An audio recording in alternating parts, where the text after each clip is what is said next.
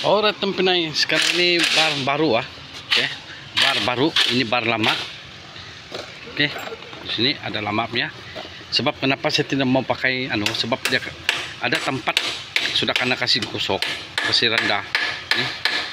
Lepas itu kalau kamu tengok betul-betul ada yang tiada line sudah tuh. Ini macam nih.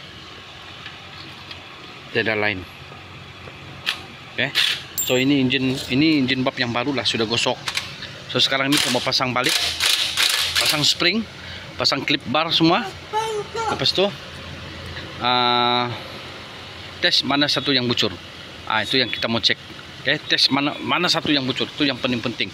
Kalau ada bocor, buka balik dan gosok lagi.